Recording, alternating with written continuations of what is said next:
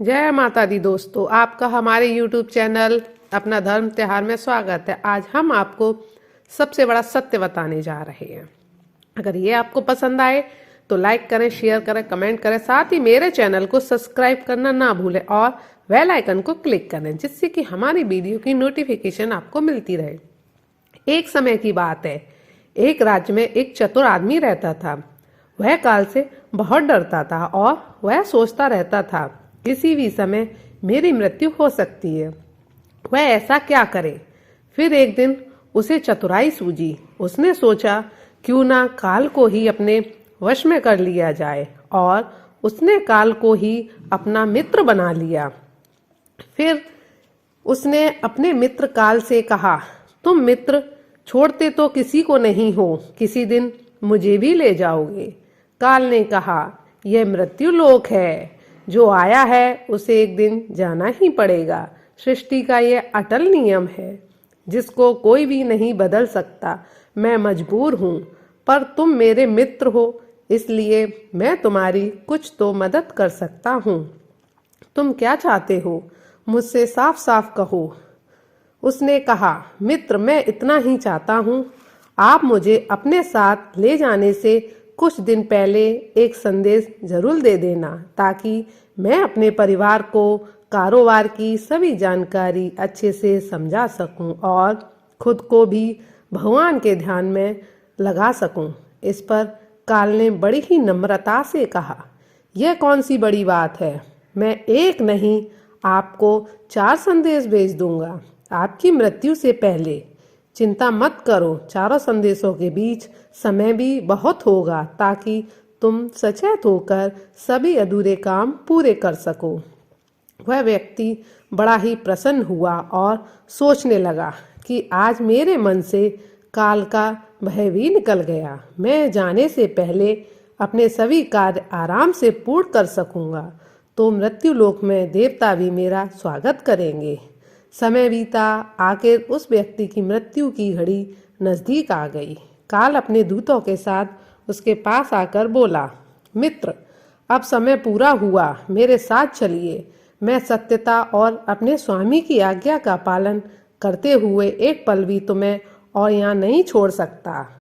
यह सुनते ही उसके माथे पर बल पड़ गए और घबरा गया। फिर बोला, धिक्कार है तुम्हारे जैसे मित्रों पर, तुमने मेरे साथ विश्वासघात किया है। तुम्हें शर्म नहीं आती?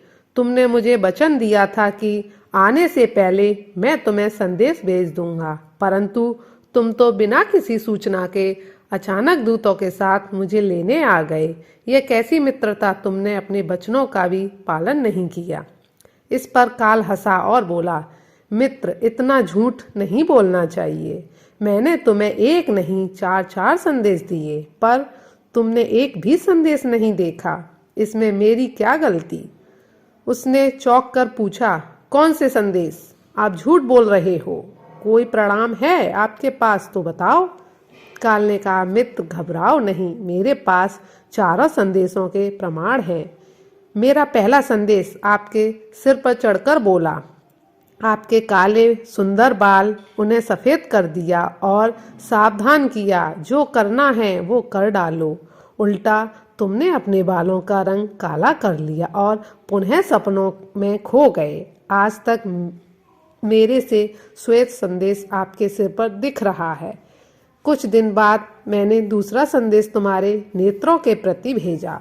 नेत्रों की ज्योति मंद होने लगी, फिर भी आंखों पर मोटे शीशे लगाकर तुम सब भूल गए। 2 मिनट भी संसार की ओर से आंखें बंद करके प्रभु का भजन नहीं किया। इतने पर भी तुम सावधान नहीं हुए।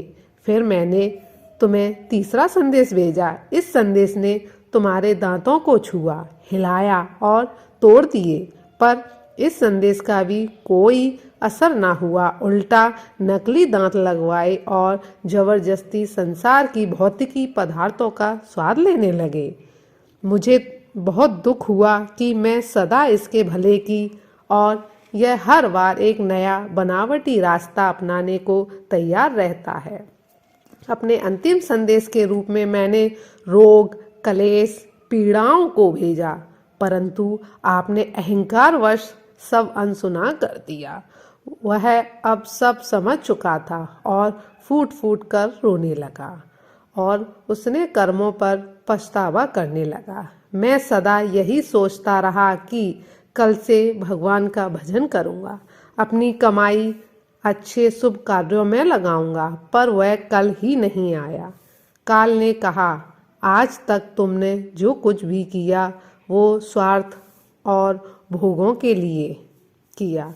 उस व्यक्ति को जब कोई मार्ग दिखाई नहीं दिया तो उसने काल को धन का लोभ दिखाया। इस पर काल ने मुस्कुराकर कहा, मित्र, यह धन दौलत मेरे लिए धूल के समान है। इससे तुम सांसारिक लोगों को वश में कर सकते हो, मुझे नहीं।